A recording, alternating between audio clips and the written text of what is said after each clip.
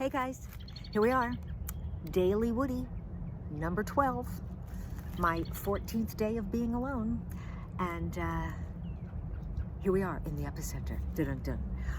I am exhausted. I could not sleep at all. I couldn't sleep at all last night. I am telling you, if I got 2 hours of twilight, I am not kidding you. It was, and you know what? I think I'm holding up pretty good for 66. But when I don't sleep, I start to look like, guys. I'm telling you, if Rip Van Winkle shaved, this is what he would look like. So, oh my God, it was like 10:30 last night, and I was exhausted. 10:30. When it's safe, I'm going to have to put myself in the home. 10:30 at night. I was so incredibly tired, so I went to bed. And as soon as I laid down, my heart just starts to thump. Now, this isn't, I don't think it's really anxiety, because I've always had, not always, but I've had this insomnia problem for years. And I sit up, it goes away. I lay down, turn the light off, there it is again.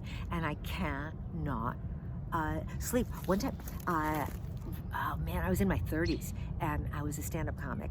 I was new in stand-up, and I couldn't sleep for about 5 months. Barely dropping off for about 5 months. So, and then I start to feel horrible, and I go to a doctor, and he told me that I had tension and exhaustion. Can you imagine the mileage I got out of having T&E? Oh, I can't go out. I've got T&E, which is different than TNA, because I can carry socks and small pets in an A cup, so, and nobody wants to think about the backyard, so it's different. It's T&E is different. But anyway, I couldn't sleep. So finally, around 4 o'clock in the morning, I get up, and I thought hot milk, which, gross or not, sometimes that works. So I drag myself into the kitchen, and I pour into the pan, and it's supposed to be lumpy, right?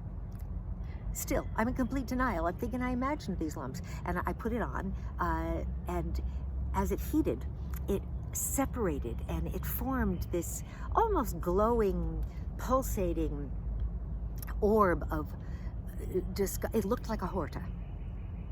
I wonder who's now. I know Sabrina, my Star Trek friend, is going to get that. The Horta is the silicon creature in the original Star Trek, and Spock mind melds with it. And as it turns out, they were mining silicon, but the silicon was its eggs. So it looks like I made that last night to try to make myself go to sleep. So it turns out that I didn't really feel that I wanted to drink the Horta. So then I thought I could try a hot toddy. He lives next door. No, it was a hot toddy. Michael suggested the hot toddy, but so Michael sent me another article that he thinks, it's like he's trying to be helpful. Everybody's sending things. Don't take ibuprofen, take Tylenol. So he's trying to be helpful too.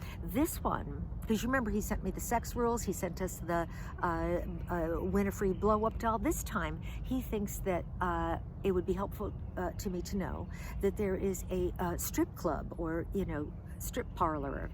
I don't know which, a parlor's got nicer silver, but a strip parlor in Washington, and they want to keep the strippers working. So they also have food, which is appetizing, and they're going to have the strippers deliver the food.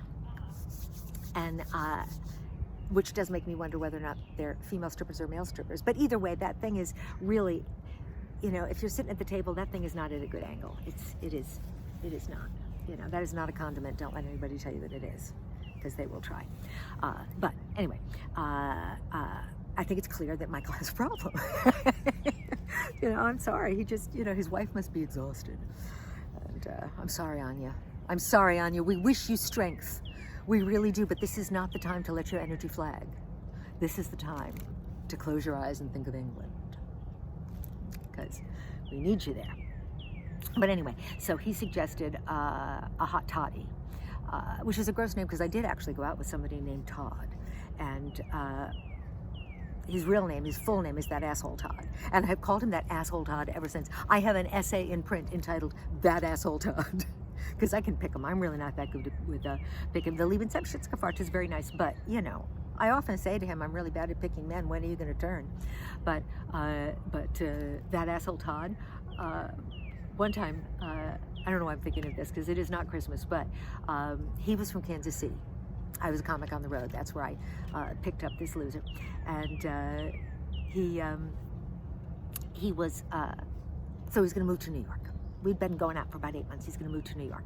And he was moving like the first week in January. And but it was going to be the first Christmas. And you know, like you don't know, are you going to do Christmas? You're not. It's kind of a new thing. You don't really know. And then he says, well, wait, and we can do our Christmas presents when I get there. And I go, oh, so it's going to be Christmas presents. So I got, again, Christmas present. And then he gets there. And I think, well, so now we're going to have Christmas. He's not ready. He's not ready to do Christmas yet. So we just got to, and I go, okay, so a week passes. I go, it's time for, no, he's not ready. He's got to, I'm thinking, get ready. What is he doing? 3 weeks go by. He's still getting ready. What is he doing? Irritating an oyster to give me a pearl? What the hell is he doing? So I'm buying him another present. You know, at some point I think I'll just get him this house, because what is this thing that he's getting ready for? And then it's the end of January, and Betsy Johnson is having a sale. And so I just mentioned in passing that, you know, I'm going to go to the Betsy Johnson sale. And he says, can I come with you? I know, well, that's odd, because I hadn't seen him wearing any Betsy Johnson skirts, but, you know, all right. But, you know, he'd never. So, all right. So we go to Betsy Johnson, and I'm up trying on things on the sale rack. And I try on this this jacket, and I'm like, you know, I like it. And I'm actually saying that I like it. I'm not sure. And he goes, I'll buy it for you. It's your Christmas present. What? Why don't we just go home and I'll sell you something out of my closet? What do you... no thought? That's what he was waiting for. What he was waiting for was that he hadn't done anything. And he waited until the end of January until I could go sale shopping. So that has nothing to do with it. That's not a hot toddy. A hot toddy. So Michael told me how you make a hot toddy. You take whiskey or rum. I don't like rum because it's too sweet.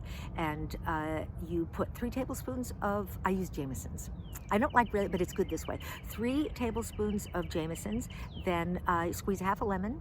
Hot water, a cinnamon stick, and a teaspoon of honey. And then you drink that, and you still stay wide awake until the sun starts to come up, and you just go, I just might as well start drinking coffee at this point. So anyway, that was that. And see, I'm really tired today. I think I'm going to do title call outs, because we're doing the Absinthe Live tonight, and I'm going to need a drink, because I am going to be so tired. I'm going to be 3 sheets to the wind. You wait and see, but I don't care. 7 o'clock Eastern, 6 o'clock Central, 5 o'clock Mountain, and 4 o'clock Pacific time. So you guys are just going to be really drunk and going to bed at 8 o'clock. But seriously, what did I do? My hair is getting too long. I'm going to call out new titles. Dawn Elizabeth is my Woodie sister. And Dawn, I was wrong. You are the one that's asking for the story of the peas. And yesterday I said it was Lori Close. So, you know, my mistake. It's probably the fear of death that's getting to me. So you asked for that. And we have Lynn Cohen, who is my soul sister. Hey, sister, soul sister, go, sister. I think I said it wrong, but isn't that cool? So now you've picked a name, Lynn, that every single time I need to mention Lynn Cohen's Woodie title, which is Soul Sister, hey sister, go sister, soul sister, every time. It's going to be fun. I don't think I'm quite as good as that as I am at Belly I will whisper, but you know what I mean. Hey, sister, go, sister, soul, sister. Lynn Cohen. Ron Weeks did not call a Woodie title, but I'm just going to use the title that I use for him in real life. He is our Dowager Empress, and I expect us all to give our Empress the respect he is due. So, Ron Weeks, Dowager Empress. Christine Mullering did like that I Can Do It friend, because she just she wasn't happy and she decided to fix it. And I think that's really inspiring. Michael DeGraffin Reed, I think you called a title, but I don't know your title, but he's the man from my podcast with Pete with the best name on earth, Michael DeGraffin Reed. So anyway, that's today's Woodie. I'm going to see you tonight on the Absinthe Live, and be back tomorrow. So see ya.